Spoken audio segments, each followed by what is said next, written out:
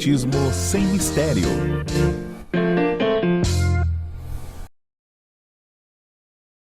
Olá, estamos iniciando o programa Espiritismo sem mistério, estudando o Livro dos Espíritos e aprendendo sempre mais com esta bela obra de Allan Kardec. Se você nunca assistiu, nunca viu nenhum dos programas anteriores, assista, porque nós estamos fazendo a leitura, o comentário do Livro dos Espíritos e iniciamos essa jornada desde a introdução. Tem muitas coisas boas e muitas informações instrutivas para vocês conhecerem. E nós já estamos mais adiante, inclusive, desse livro, já passamos da metade, já estamos lá no livro que eles chamam de livro terceiro, falando sobre as leis morais, mais para o final já da obra. E as leis morais nós já comentamos com vocês a respeito da lei de adoração, da lei do trabalho, lei de reprodução. São várias leis que regem as nossas vidas e elas ainda existem outras leis que nós estaremos abordando hoje e nos programas seguintes. Então acompanhe conosco, pegue seu livro, seu caderno, venha estudar, faça suas anotações. Eu tenho certeza que você vai gostar bastante. Eu sou Solange Salom Godoy, junto com o nosso querido André Luiz Ruiz. Como vai, André? Olá, Solange. Olá, queridas irmãs, queridos amigos. É sempre muito bom dar continuidade ao estudo desta obra que nós começamos em 2016.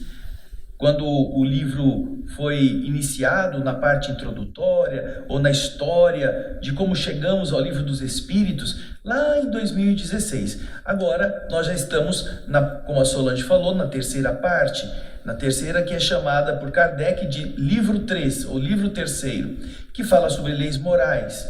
Este livro terceiro foi depois amplificado por Kardec com a publicação do Evangelho segundo o Espiritismo. E cada uma dessas partes do livro dos Espíritos foi por ele colocada de uma forma mais ampla nas outras obras básicas que ele publicou na sequência. Então agora, hoje nós teremos a alegria de iniciarmos mais um capítulo, uma nova lei, já que terminamos no programa anterior aquela lei sobre a reprodução. Hoje estaremos dando início à lei de conservação. E para que nós possamos dar este início, nós sempre temos um slide inicial com algumas imagens que nos ajudam a posicionar o nosso pensamento nesse sentido, dentro daquilo que será estudado no capítulo a que nos referimos. Então, você vai ver aí na tela o primeiro slide de hoje. Aí vocês estão vendo a lei de conservação, que vamos estudar também na questão do que é necessário, do que é supérfluo, do instinto que todos nós temos para preservar uns aos outros diante das intempéries ou diante das ameaças, a conservação da própria natureza, o lixo que a gente produz, não é? Você vê ali à direita em cima um homem pensando sobre um monte de tranqueiras, um monte de entulhos. Naturalmente ele não tem uma cara muito feliz, porém ele está sentado sobre tudo aquilo que ele mesmo produziu e de uma certa forma não faz muito sentido para dar a ele uma satisfação interior. E também nós temos as diversas representações dos sentidos de conservar a natureza, de nos livrarmos de coisas que não são necessárias. Tudo isso será debatido, será perguntado por Kardec no decorrer deste estudo da lei de conservação. Solange. É isso mesmo. É bonita a imagem quando você vê a mãe cuidando do seu filho, da sua prole, esse instinto, como o André disse, essa ligação, a conservação da espécie, do cuidado com as coisas. Estaremos abordando isso nas perguntas 702 até a 727. Pegue seu livro e acompanhe conosco. Vamos na próxima? Vamos então. Vamos começar a nossa viagem pela lei de conservação. Vamos lá. O instinto de conservação é uma lei natural? Nós observamos, e você vai poder ver isso, pode deixar o slide na tela, nós observamos que todos os capítulos, quando Kardec inicia um novo capítulo, ele se dá o trabalho de perguntar aos espíritos se aquela lei realmente faz parte da lei natural. ou se é apenas uma invenção intelectual que não tem uma ligação com uma amplitude maior de leis que estão dentro de toda a escala de evolução do ser humano, regendo os diversos patamares evolutivos. Então, nós já vimos isso na lei de adoração, na lei de trabalho, estamos vendo também, já vimos na lei de reprodução, e estamos vendo agora. A primeira pergunta é Kardec fazendo aos espíritos a pergunta se esta lei de conservação faz parte da lei natural, que é da natureza, ou a invenção do homem, né? Vamos ver então a resposta? Sem dúvida, ele é dado a todos os seres vivos, qualquer que seja o grau de sua inteligência. Em uns, ele é puramente maquinal, em outros, ele é racional. Nós estamos vendo os espíritos respondendo à pergunta que Kardec fez sobre um instinto de conservação. Aquilo que todos estamos buscando fazer para nos defender de ameaças, para cuidar da prole, para que ela sobreviva.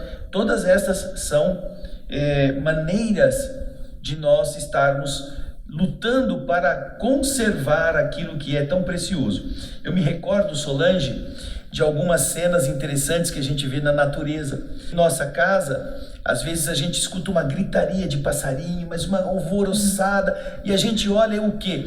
A gente olha para o céu e a gente vê um gavião sendo atacado por um monte de passarinhos menorzinhos que vão em cima dele.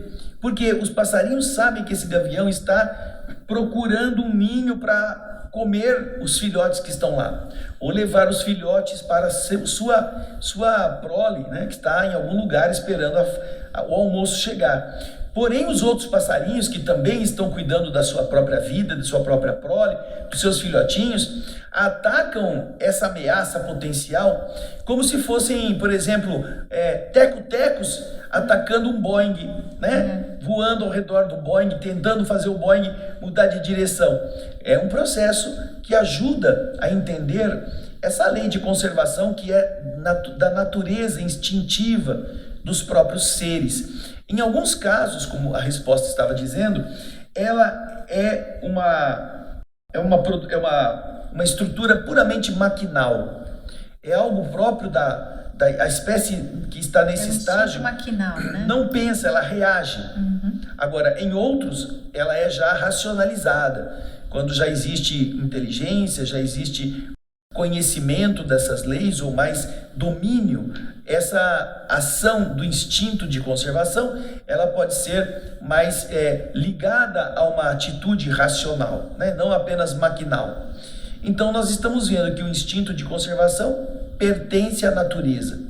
Todos os seres possuem, porque de verdade é a forma de garantir que aquela vida possa seguir adiante dentro do projeto que Deus faz para cada etapa evolutiva do princípio inteligente. Porque se não fosse assim, se o ser estivesse disposto a acabar com a vida porque sofreu uma contrariedade, naturalmente, em qualquer obstáculo que surgisse no caminho, a tentativa, ao invés de enfrentar o problema, seria fugir dele. E aí nós veríamos o quê? Nós veríamos uma epidemia de suicídios, além daquilo que nós sabemos que já existe. Porque o indivíduo, ao ser contrariado, ao ser defrontado por uma dificuldade, ao invés de ele aprender meios, enfrentar, exigir-se, dar a si mesmo o vigor necessário para ele vencer, não, eu não quero mais viver aqui, porque está muito difícil, vou embora. Então, o instinto de conservação é uma defesa que a natureza fornece aos seres vivos com o intuito de impedir que eles fujam dos obstáculos, mas ao contrário, que eles o enfrentem. E porque ao enfrentar, ele desenvolverá a sua inteligência em primeiro lugar. E depois aprenderá os valores morais, que é a segunda coisa importante que nós temos que desenvolver. Certo, Solange? Exatamente. E Kardec continua então na pergunta seguinte, acompanhe conosco. Vamos dar uma olhada. A pergunta 703. Com qual objetivo Deus deu a todos os seres vivos um instinto de conservação? Por que Deus deu esse instinto de conservação às pessoas, aos animais, aos seres vivos? Você pode ver que aos seres vivos de uma forma geral. E nós vimos, inclusive, na pergunta anterior, que é algo que inclusive, é maquinal.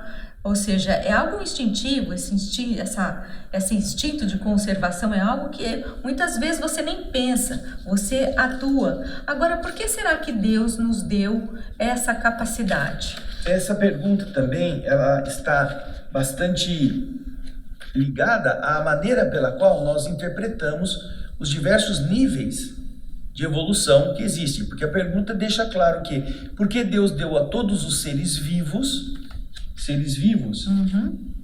quer dizer quem? Planta tem instinto de conservação?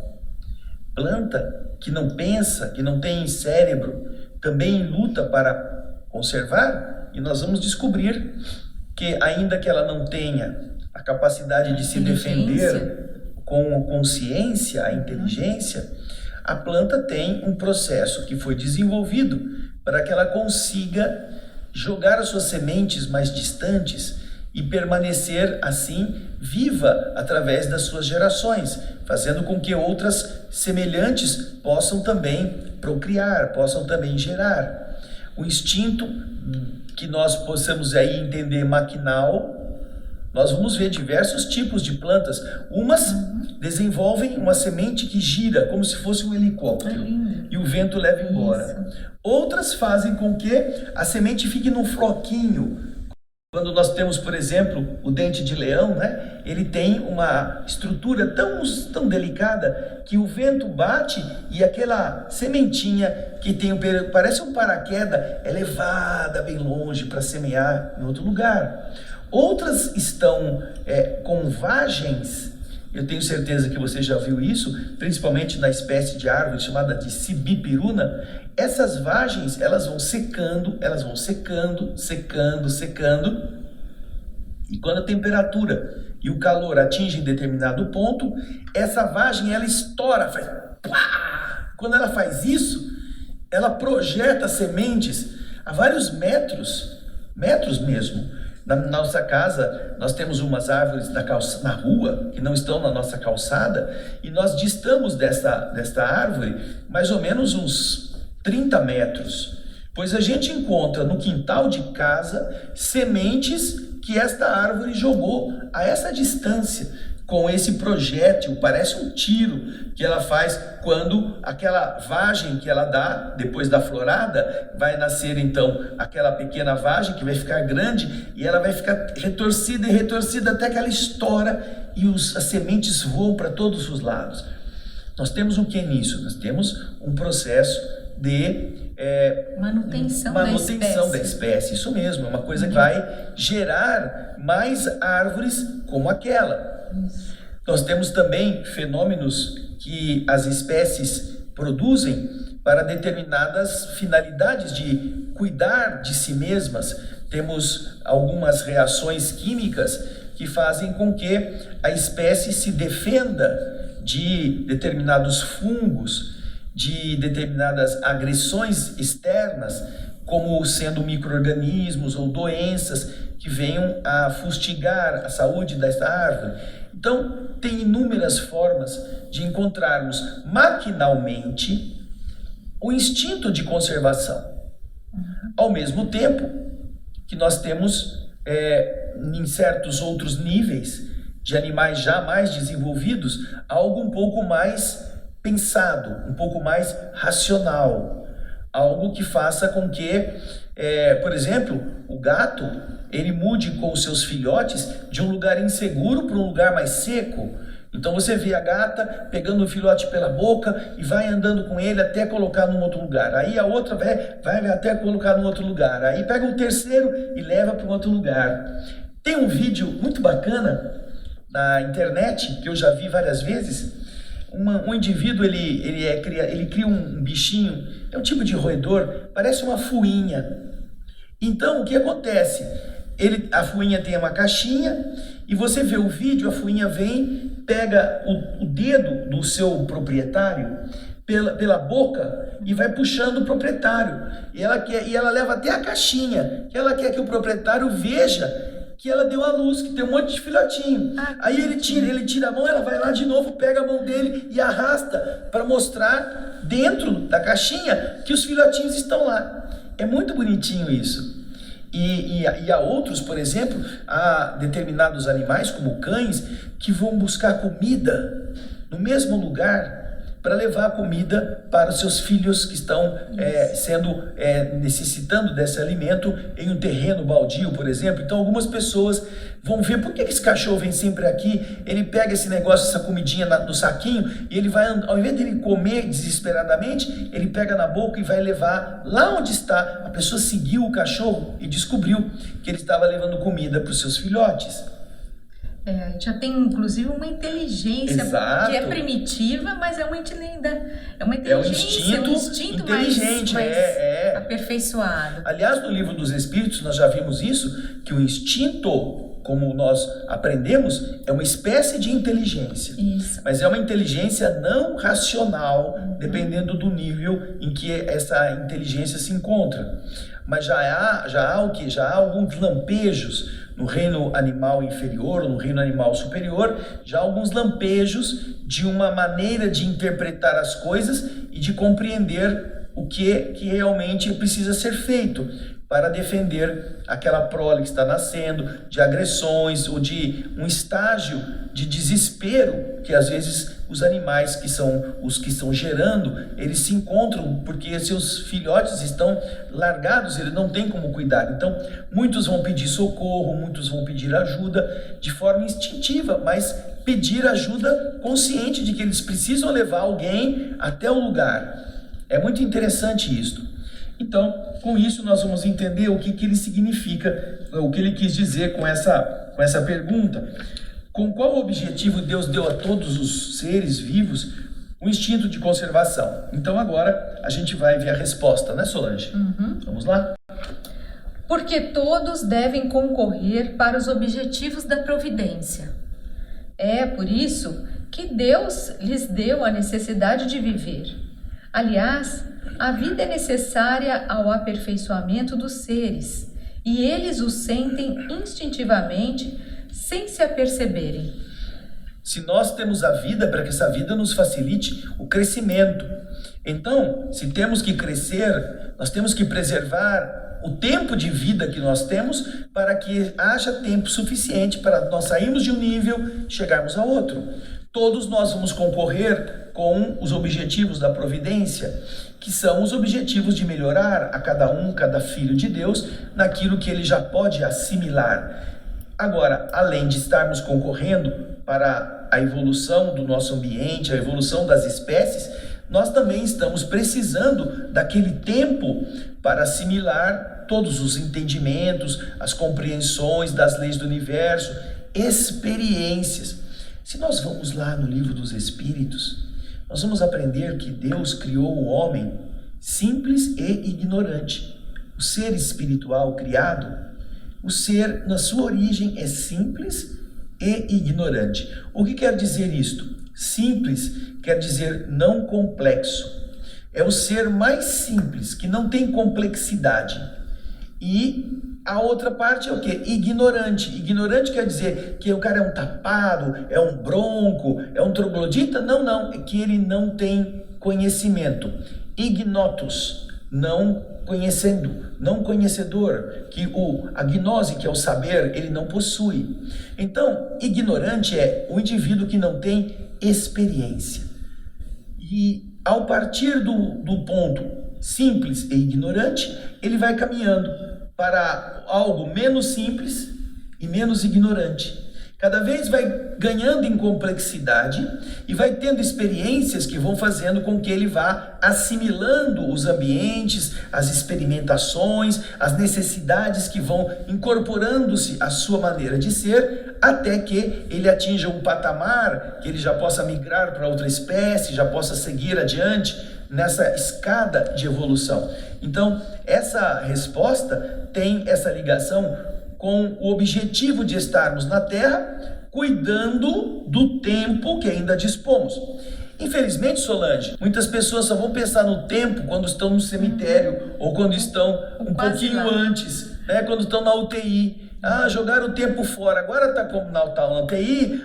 Não, Senhor, me dá mais um tempinho, eu preciso fazer um monte de coisa que eu não fiz. Então, por que não fez? Quando tinha tempo, jogou o tempo fora. Agora, quando está chegando no fim do tempo, quer mais tempo, né? Aí não dá certo. E é interessante até, falando sobre isso, só uma parte, quando você vê os casos, as pessoas narrando as experiências de quase morte, que são aquelas experiências em que elas quase desencarnam, mas elas voltam para o corpo físico com consciência daquilo que aconteceu, e a grande maioria delas, quando voltam para o corpo físico, entendem, compreendem os motivos pelos quais estão encarnadas e modificam completamente seu jeito de ser, a sua forma de pensar, passam a ver essa experiência aqui na Terra como algo positivo, como uma possibilidade de progresso, não apenas para si mesmo, esse progresso individual, mas também dentro daquilo que essa pessoa pode fazer na coletividade, para as outras pessoas. Então, as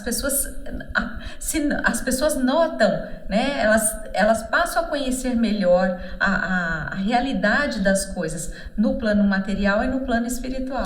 Eu recomendo, a esse respeito do que a Solange está dizendo, muito apropriadamente, eu recomendo que você visite um site chamado Afinal, Quem Somos Nós? O que somos nós? O que somos nós? Afinal, o que somos nós? Eles têm uma infinidade de relatos presenciais de pessoas que passaram por experiências de quase morte.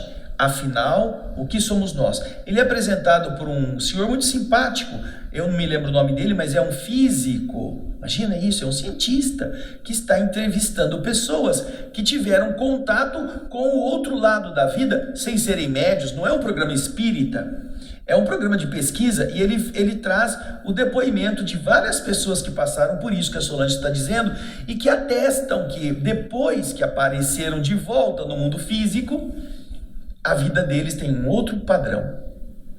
Preocupações inúteis são jogadas fora, valorizam aquilo que realmente é importante para o que vem depois, e fazem com que o tempo agora seja aproveitado muito melhor do que antes, quando desfrutavam, quando jogavam o tempo fora. Você já notou quanto tempo você passa assistindo bobagem na televisão?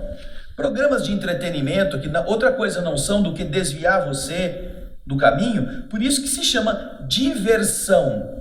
Divergir é tirar do foco, convergir é ir para o foco. A diversão é um processo artificioso para fazer você deixar de atender aquilo que é necessário para jogar tempo fora em coisas inúteis.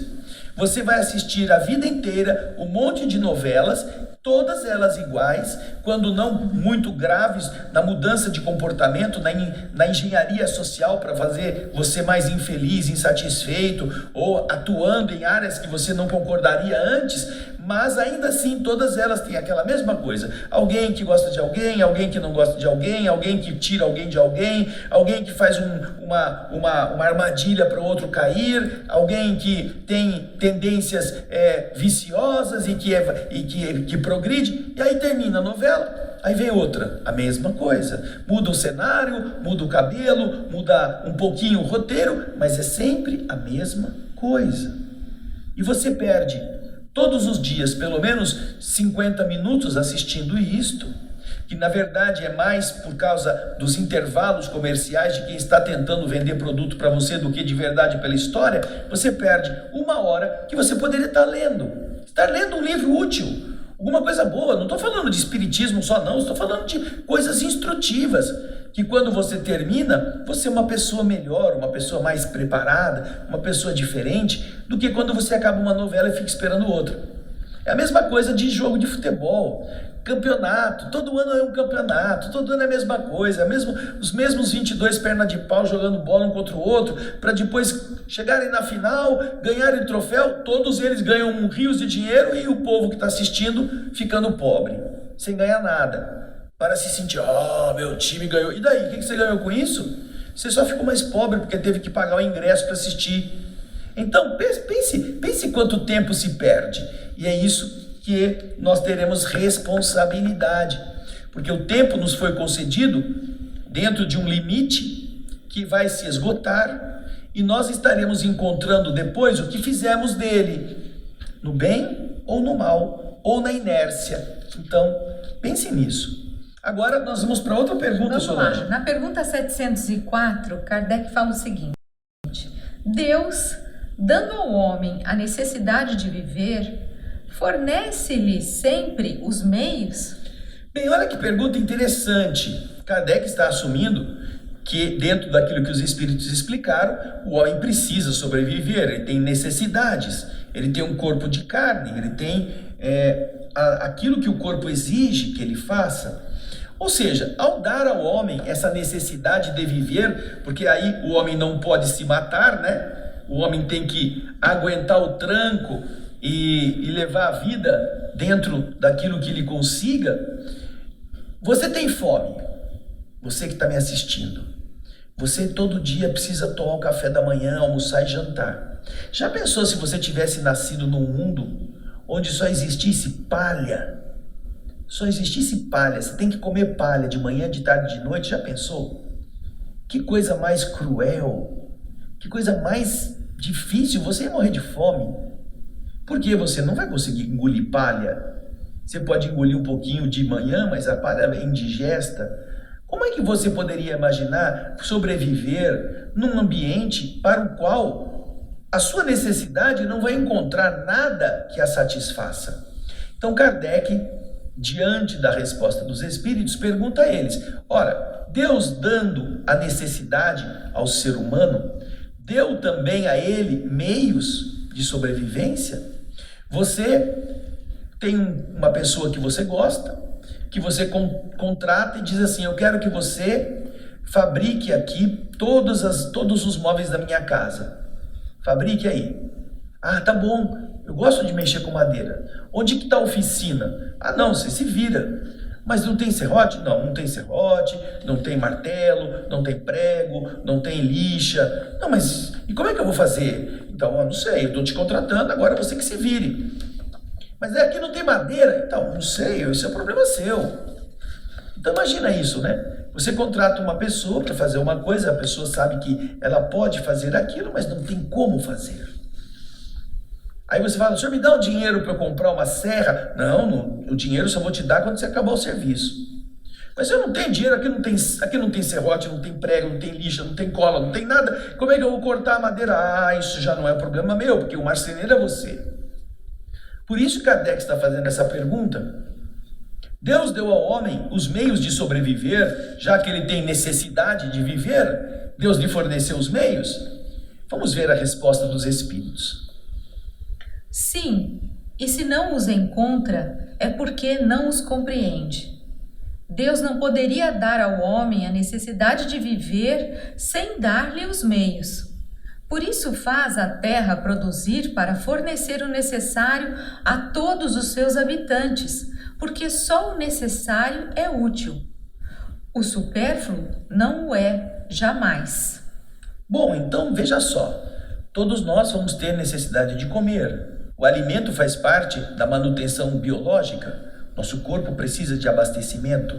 Porém, onde é que vai estar a comida? Vai estar a comida na terra que você vai plantar. Você precisa encontrar primeiro os frutos que nascem espontaneamente, porque de verdade o homem da caverna não sabia plantar. Ele não tinha a cultura agrária, a tal agricultura. Ele não sabia fazer isso. Então o que ele fazia? Ele era caçador e coletor. Ele tinha que andar, encontrar os frutos que ele pudesse identificar como comestíveis e se alimentar com eles. Ou seja, a natureza estava promovendo a alimentação, como aliás ela faz com os animais irracionais. Os pássaros encontram o que comer na natureza, os mamíferos encontram o que comer na natureza. Você não vê nenhum supermercado para macaco, né? Onde só tem banana de todos os tipos. Você não vê nenhum armazém vendendo alpiste, painço, para só passarinhos irem lá comprar capim. Não, você não vê nada disso. Por quê? Porque tudo isso a natureza produz, os pássaros sabem identificar, vão lá e comem. Portanto, se Deus fez os pássaros, fez também o alimento para eles na própria natureza. Agora, no que diz respeito à resposta, o homem tem a tarefa de realizar aquilo que facilite o acesso à sua alimentação. Ele precisará trabalhar e ele vai ter o quê? Ele vai ter que produzir aquilo que seja útil para ele. Aquela necessidade que vai ser abastecida por aquilo que ele produz, essa é aquela tarefa que o homem precisa fazer. Porque a terra é capaz de produzir o necessário. E eles estabelecem aqui já o primeiro alerta a respeito do que é necessário e do que não é necessário. O texto da resposta você vai ver novamente na tela e nós estaremos comentando. Por isso Deus faz a terra produzir para fornecer o necessário a todos os seus habitantes, porque só o necessário é útil. O supérfluo, aquilo que vem além do necessário, não o é útil jamais. Hoje nós estamos vendo o quê? Nós estamos vendo em muitos países, inclusive no Brasil, uma epidemia de obesidades. E por que a epidemia de obesidade? Porque o homem foi chamado a experimentar sabores cada vez mais doces, cada vez mais calóricos, e chamado a não fazer nada, a não ter que andar, a não ter que fazer ginástica. Então isso vai redundar naquilo que hoje é uma doença, que é a obesidade mórbida. Pessoas que pesam 150, 180, 200 quilos, sem contar aqueles que já vivem naturalmente num sobrepeso, que precisaria ser combatido pelo próprio indivíduo, se ele aprender a renunciar ao que é gostoso, ao que é aquele saborzinho doce na boca, aquilo que causa uma reação de empatia mental nos seus hormônios interiores, a endorfina que o cérebro produz quando você se abastece de uma coisa gostosa ou alguma coisa que te dá prazer. É comum um processo biológico de dizer, faz isso mais vezes, é gostoso, eu quero isso de novo. Então, isto que é o excesso, isso não é útil, não é necessário. Antigamente as pessoas comiam o almoço dentro daquilo que era necessário para manter o corpo físico naquele período. Hoje você vai num restaurante, qualquer restaurante, minimamente bem organizado, ele tem o quê? Ele tem entrada, ele tem couvert, ele tem o prato principal, ele tem um monte de apetrechos que você pode pedir junto, petiscos. E depois de tudo isso, ele ainda tem a sobremesa. Depois da sobremesa ainda vem o café. E isso tudo vai fazendo o quê? Vai fazendo você já está sem fome lá na entrada, lá no couvert. Você já comeu todos os pãezinhos com manteiga, com patê, tudo que você podia comer, você já engoliu. Ou seja, seu corpo já está abastecido, mas não, depois vem o macarrão, vem o bife, vem a sopa, vem não sei o quê. Alguns lugares, inclusive, só servem uma sopa antes, que é o consomé. Depois vem a comida principal. Quer dizer, quando você chega na comida principal, você está saindo comida pela orelha. Arroz está saindo por aqui, o pedaço do bife por lá. Você já não está com fome faz tempo. Mas por que come? Porque é o ambiente, é a nossa lembrança dos tempos em que nós vivíamos nos palácios, os lacaios que nos serviam, e a gente comia e comia mais, e cada prato diferente. Nababescamente. O que acontece? Enfermidade. A gula é também uma forma de vício. E isto produz o quê? Produz todo o processo de adoecimento do organismo, quando ele come mais do que o necessário.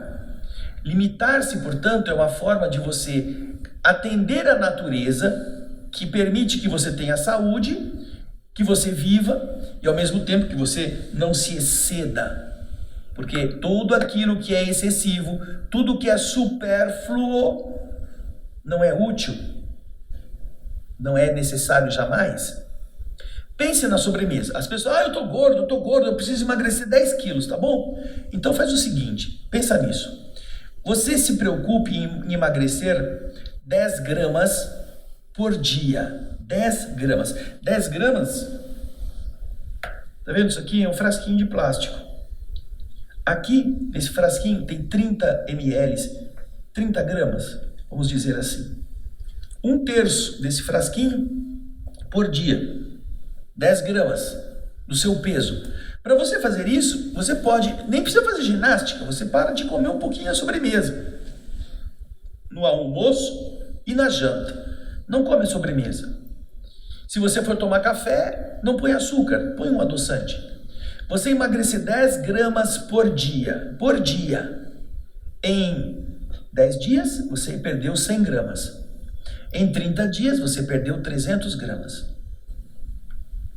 Em 10 meses, você perdeu 3 quilos. Em 10 meses, 3 quilos. Em 12 meses, 3 quilos e 600 gramas. Só economizando no docinho. No pouco, No né? pouco. Né? Então, isso não é necessário. A sua fome não está até a sobremesa. Já acabou antes. O seu corpo já disse, olha, tem gente que vai soltando, abrindo a calça, tirando o cinto para poder relaxar o estômago poder caber um pouco mais. Para quê? Pelo prazer. Esse é um vício. Isso não é necessário. Isso é supérfluo. Hoje em dia, e isso é uma estatística já comprovada mundialmente, hoje em dia morrem mais pessoas por excesso de comida do que pela fome. Excesso de comida que vai causar um monte de enfermidades cardíacas, circulatórias, de pressão, cancerígenas. Por causa do quê? De comer demais, quando não é necessário. Há pessoas que estão vivendo cujo corpo tem um tamanho que cabia outras 2 pessoas além dela. Uma pessoa que pesa 120 quilos, né? 120, pelo menos daria para fazer 2 pessoas de 60. 60 quilos é uma pessoa que tem um bom corpo. Um bom corpo. 2 pessoas de 60 quilos. É o tamanho da Solange. A Solange não pesa 60 quilos. Então você imagina, o que está causando um aglomerado de 120 quilos, que pode ser inclusive um excesso nocivo para o organismo, como geralmente é, naquele corpo que às vezes não tem nem o tamanho para chegar a esse peso, porque algumas pessoas são grandonas, essas pessoas é óbvio, elas vão pesar muito mais, mas eu estou me referindo a pessoas de estatura normal que estão crescendo para os lados, não para cima. Então veja só, tudo aquilo que a gente cresceu para os lados era porque não precisava. O organismo armazenou. E isso vai fazer mal para ele. Então, aquilo que você fala, eu preciso fazer a caridade. Por que já não começou? Por que comeu aquilo que não precisava, ao invés de dar para uma pessoa que estava com fome? É essa a maneira de a gente começar a se questionar. Agora, você quer perder peso? Então, ninguém está falando que você tem que malhar que nem um maluco na academia, porque geralmente você vai malhar na academia e depois vai encher o bucho, vai comer tudo que pode porque vai estar com fome. Diminua um pouquinho todo dia, não deixe de fazer isso, todo dia, e você vai ver quanto você vai conseguir diminuir no seu peso, se você for disciplinado, ok? Vamos então continuar, Solange? Vamos lá. Kardec agora, nós vamos para a pergunta 705. E Kardec vai falar o seguinte: por que a Terra não produz sempre bastante para fornecer o necessário ao homem? Ora, a Terra é tão grande, como é que tem gente que passa fome? Por que a Terra não produz tanto para todo mundo comer? E ele dá uma resposta bem longa. Vamos ver os próximos slides, que é uma resposta bem longa que Kardec vai receber dos espíritos. É que o homem a negligencia, o ingrato. É, todavia, uma excelente mãe. Frequentemente também ele acusa a natureza pelo que resulta de sua imperícia ou de sua imprevidência. A terra produziria sempre o necessário se o homem soubesse se contentar. Se ela não basta a todas as necessidades, é porque o homem emprega no supérfluo o que poderia ser dado ao necessário. Veja o árabe no deserto. Ele encontra sempre com o que viver, porque não cria para si necessidades artificiais. Quando a metade dos produtos é esbanjada para satisfazer fantasias, O homem deve se espantar de nada encontrar no dia de amanhã, e há razão para lastimar-se de estar desprovido quando vem o tempo da escassez? Olha que pergunta que eles fazem. Olha, quando a metade dos produtos é desperdiçada para satisfazer fantasias, desperdício no transporte, desperdício no armazenamento, desperdício em má conservação, o homem deve se espantar de ele não encontrar no dia de amanhã aquilo que ele precisa, e existe razão para se lastimar por estar desprovido quando chega o tempo da escassez? Em verdade, eu lhes disse, não é a natureza que é imprevidente, mas o homem que não sabe se regrar. Puxa, para que Uma mais, bela né? resposta. Para que mais? Não preciso nem comentar um negócio desse. Não é que a terra não produz, a terra produz sim. A terra produz, mas quem está interessado em levar a comida aonde há a fome? Quando se especula, quando é preciso acabar com plantações para que o preço suba, né? Então, é essa a resposta. É o homem que não produz, não é a terra. Agora vamos para a última pergunta do nosso programa de hoje. Vamos lá? Pergunta 706. Por bens da terra, somente devem se entender os produtos do solo? Ah, o que nasce da terra, o que nasce arroz, feijão, fruta, esses são apenas os únicos bens que nós chamamos por bens da terra? Só os produtos que vêm do solo? Vamos ver a resposta. O solo é a fonte primeira de onde provém todos os outros recursos, porque, em definitivo, esses recursos não são senão uma transformação dos produtos do solo. Por isso, é preciso entender pelos bens da terra tudo aquilo de que o homem pode desfrutar neste mundo. Ora, a roupa é um bem da terra, é feita de algodão, é feita de poliéster, é feita de uma fibra sintética que vem do petróleo. O petróleo também vem dos animais que morreram, dos processos de transformação biológica que dá o petróleo no subsolo, que depois vai se tornar essa grande estrutura de interferência humana na construção de diversas coisas, o nylon, mas tudo é fruto da terra. Você vai na farmácia comprar remédio, o remédio que está lá foi desenvolvido a partir de uma planta medicinal que foi estudada e que se descobriu o princípio ativo. Tudo veio da terra. Então, tudo é bem da terra. A madeira da sua mesa, da sua cama, do seu sofá, tudo veio da nossa estrutura física, porque tudo é transformação daquilo que a terra nos oferece. A joia que você usa no pescoço, né?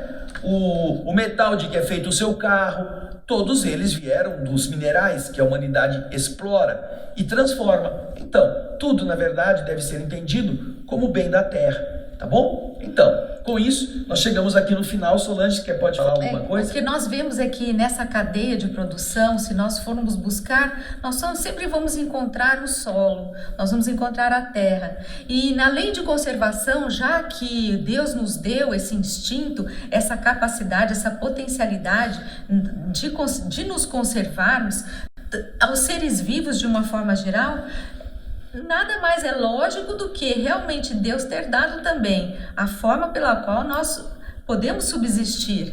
E é muito bonita essa colocação dos Espíritos quando nos alerta que quando existe escassez é porque o homem ultrapassou o limite do necessário, é porque o homem foi além, está buscando, criando necessidades que são supérfluas, porque se nós tivéssemos uma forma de viver muito mais simples, com certeza não haveria fome na terra, não haveria necessidades, porque segundo o planejamento divino, a terra supriria todas as necessidades básicas da humanidade.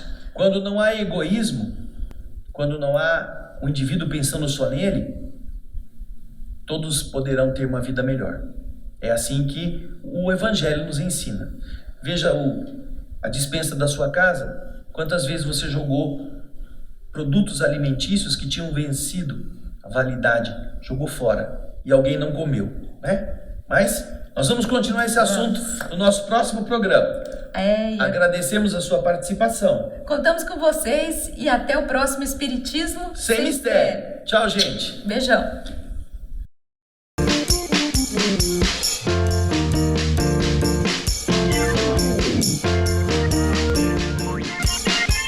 Espiritismo sem mistério.